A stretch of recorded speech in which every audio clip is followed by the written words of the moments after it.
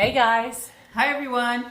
Welcome to our second Facebook Live Wanna Talk Real Estate Wednesday with the Property Girls.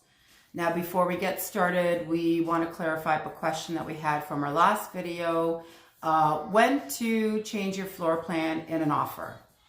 So basically, again, the best time to make any changes to your exterior or interior is during the offer process on the actual floor plan that gets attached to the offer.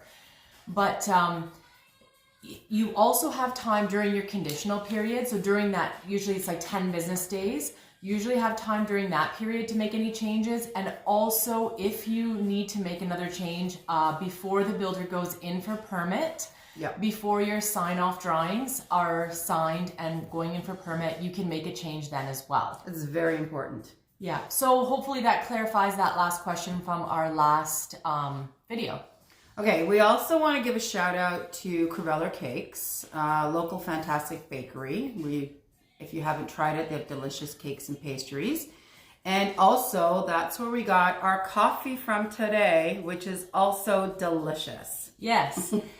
And also, we are going to be doing a giveaway today for a $25 gift card to Creveller Cakes so that you guys can enjoy a coffee or the deliciousness of their pastries as well. So all you have to do today is like the Property Girls page on Facebook, Instagram, or both, like this post, this video of today, and just a brief comment. And we're going to pick a winner of the gift card by the weekend, and we'll announce it. Okay?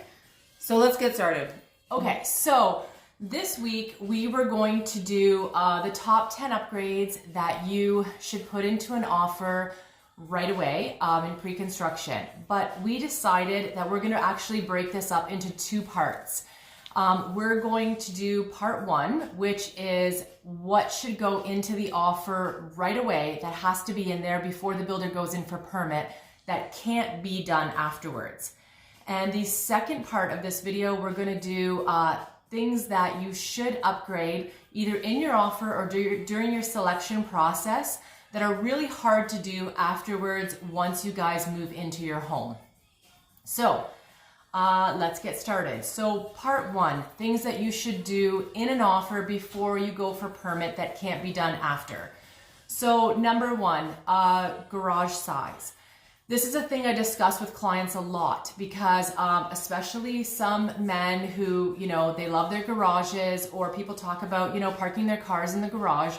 I always suggest adding 1, maybe 2 feet to the size of the garage. And this has to be done at the offer time. It has to be shown on the drawings, and it has to be done before permit. It's something that it's impossible to do afterwards once you move in because it's part of the concrete, part of the foundation. So you can't just go and add a foot or 2 to the garage after. Number 2, a walk-up, either a side entrance of the house or a rear walk-up entrance on the house. Again, this is something that I'm not going to say it's absolutely impossible to do after, but it is really extremely difficult. It is.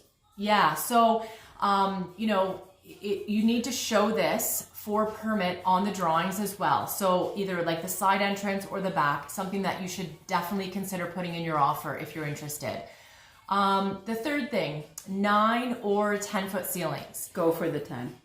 Yeah. Here at Terra Vita, we do 10 foot ceilings, and they're absolutely amazing. They make a huge difference. Clients, buyers who walk in comment on it all the time, how the 10 foot ceilings make a huge difference. And again, this is something that's impossible to do afterwards once you take possession of your home. You can't just add, height to your ceilings. And again, once the drawings go in for permit to the city, you cannot again add this into your offer afterwards. So number 4, cold cellars. So either cold cellar under your front porch, or if you have a back porch, a cold cellar under your back porch. Again, once once the home is being built, you cannot just go and dig a cold cellar afterwards. So definitely something, if you're interested in that, you need to consider it during offer time. Number 5, covered back porches. Again, this is one of those things, I'm not going to say it's impossible to do after, but you know, you would have to hire an architect. You would have to figure out, you know, how to make those roof lines meet. Something that's, you know, difficult to do, and definitely something to consider if you're interested in that at the offer process and putting it on your drawings before you go for permit. Just let the builder do it. It's easier. Totally. Yes. And number 6, the fireplace bump out. So with that being said, a couple things. So our builder, Kenmore, they offer fireplace bump outs. So what that means is when you look at the exterior of the home, you will see the bump out for the fireplace. Now, if you choose not to upgrade a fireplace, then, you know, it can be drywalled and you can actually, you know, insert a fireplace afterwards. Now, if you decide, if they don't do a bump out, if some of the builders don't do a bump out, then you want to do a fireplace, it has to actually bump into the home afterwards a few feet. So it can take up space into your living area. So definitely, you know, if you're thinking about a fireplace and there is no bump out for the fireplace for future, like for the rough-in, then you definitely need to consider that. Okay, my turn. It's number 7, colored windows. This is really important. Very important. It's because most builders give you white. If you want to do any other color, it's best to suggest to pick it right away. Who wants to change windows after that? So that takes care of windows. Number 8 is an exterior, choices of stucco, stone, brick, anything like that. You have to do it when you're doing your selections. Yeah, like if you're like upper level as you know, a vinyl and you want to go to brick, again, it's difficult to do this afterwards because it actually changes, you know, not by a huge amount, but it changes the square footage of some of the room sizes because Delicious coffee. because of you know, the way that the brick has to line up with the brick outside and the way that the vinyl does. So definitely something to consider. You can do it in your selection process, but you can't. It's hard to do after you move in. Okay, number 9, a man door. This is a side door that's usually done in your garage. Very important. Our builder gives it in with your choices of selections, but some builders do not. So that's something you want to do. So you're not going to cut out your brick afterwards, like in your garage, to try to put a door in. If you want to, knock yourself out. Anyways, number 9, it's adding an extra window, changing your window selection. Say if you want it in one room instead of another. Also, if you want to increase window sizes, you have to make sure, first of all, window allowance will allow it. And second of all, you have to make sure it can fit properly within the home. I think that's it for windows. And what's the last one here? 9-foot ceilings. If you want to add 8-foot doors. So when you choose to do 9-foot ceilings or 10-foot ceilings, you want to consider adding 8-foot doors. This is the best time to do it because sometimes it's good to put it in your offer because sometimes it can get missed in the building process. And you don't want to have that happen, especially if you want your 8-foot doors. And last and final is adding a pocket door. So if you decide you want to do a pocket door, you want to add that in, you have to do that in your drawing because that's very important. And I think that covers that.